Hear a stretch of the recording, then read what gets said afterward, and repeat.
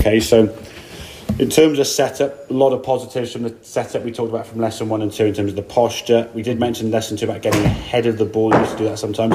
You've crept back into that a little bit, and we can't see from this side, but just making sure there's a little bit of kind of tilt there with your spine, just getting your head. It feels like it's meters behind the ball. In reality, it's like a couple of inches and stuff. These two lines on here, the red and the blue line, going to sort of indicate what your hands do. Okay, so this left hand one now, you see the hands moving out already before that club's even gone sort of knee high.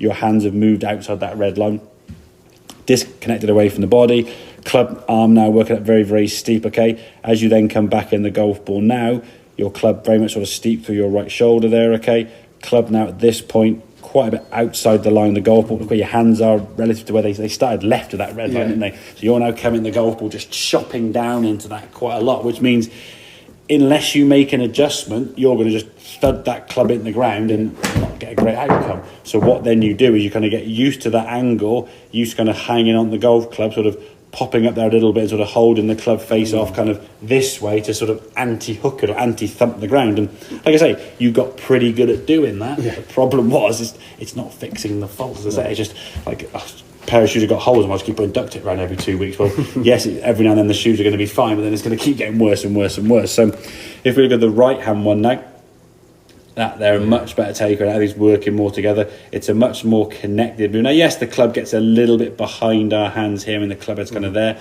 I always say anything inside, so basically your backside is in a fairly good enough window. If we can try to maintain it outside the hands, so we're kind of taking the club back this way, great. But what we don't want you to do is think, I don't want the club to get too far, what we call behind you, and doing this, and you go, I can fix this. And then you're back to there again, So it's more hands are in here. That's where you are now. We get a bit more out in front. Otherwise, it's a much better position. And then, like I say, because you're coming back now, the club going a lot flatter around your body here now. So when the club then comes back down, so it's underneath your right shoulder. Your hands, you can see now sort of coming back roughly where they started, just slightly above. Shaft now on the inside, okay? Striking the ball there. Look where your hands are relative to where they started. They've moved over, which they're going to do. I mean, you're swinging your arms at a fair rate of knots. That stands to reason their arms are going to flat. Sort of centrifugal force pushing your arms out there anyway. We don't need to encourage it to happen itself. Okay, then you strike the golf ball there now. Again, reasonable strike, and then turning through with a decent sort of shot, a little bit of fade on that. Okay, what you're going to have to be adjusting to is obviously the angle you had before was quite steep, so you create that kind of thudding. So what then you got good at doing is almost like pulling up the hand of the golf club, holding on the club face and sort of finishing almost like a blocked off shot.